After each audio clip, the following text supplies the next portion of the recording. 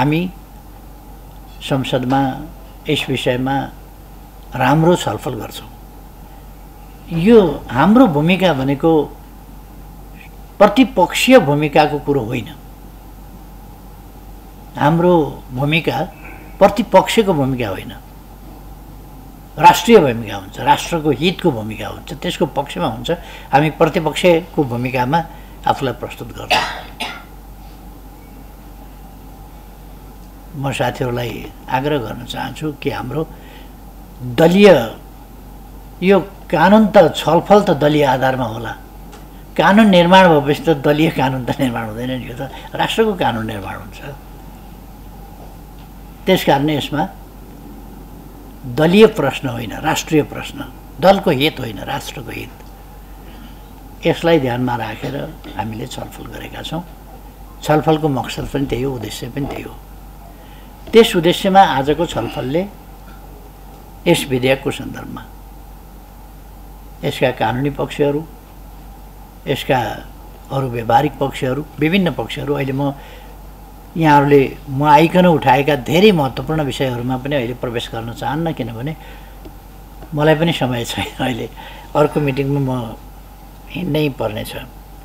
त्यसकारण बढीमा अब 2 मिनटमा त मेरो समय आफै स्वतः समाप्त हुन्छ। त्यसो भएर मैले अहिले यति नै कुरा राख्नु र म साथीहरूलाई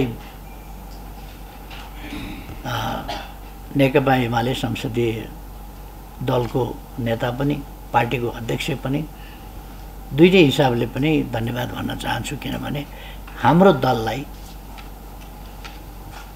अरू पार्टीका साथीहरूसँग पनि यस सम्बन्धमा समितिमा पनि हाम्रो रचनात्मक प्रस्तुति हुन्छ। हाम्रो प्रस्तुति पक्षधर्ताको होइन, यस्तो हुनुपर्छ भन्ने एउटा गाइडिङ प्रस्तुति हुन्छ। तसर्थ हामी आफूलाई वेल इक्विप्ड गर्न चाहन्छौँ ताकि हामी अरू साथीहरूलाई पनि कन्भिन्स गर्न सकौँ र देशले एउटा गलत कानुन बोकेर नोक्सानी बिहोर्नु नपरोस्, सही कानुन निर्माण गरेर सही दिशामा अगाडि बढोस्। सार्वभौम सत्ता र स्वाधीनताको रक्षाको प्रश्नदेखि लिएर हाम्रा राष्ट्रिय हितहरूको रक्षाका प्रश्नहरूदेखि लिएर यी कुराहरू आएका छन्। अघि जस्तो भ्यालु एडेड वाटर भन्नुभयो, यो कुरामा पहिलो कुरा भएको थियो। अहिले जुन कुराहरू अगाडि बढाइएको छ त्यसमा निष्कर्षतिर पुग्दाखेरि त्यो अगमेन्टेड वाटर माथि हाम्रो अधिकार, जसले जुनसुकै प्रोजेक्ट बनाओस्, फेरि जब बाँध बाँधेर हामी रिजर्भर बनाउँछौँ अथवा पानी त्यहाँ जम्मा गर्छौँ, त्यो जम्मा गरिएको र रेगुलेटेड ढङ्गले छोडिएको रेगुलेटेड पानी, त्यो अगमेन्टेड वाटर, रेगुलेटेड वाटर, त्यो हाम्रो प्रोपर्टी हो। त्यसकारण त्यसको लाभ बाँध नबाँधिकन रेगुलेटेड वाटर पाउँछ, हिउँदमा नपाउने गरी पानी पाउँछ उसले।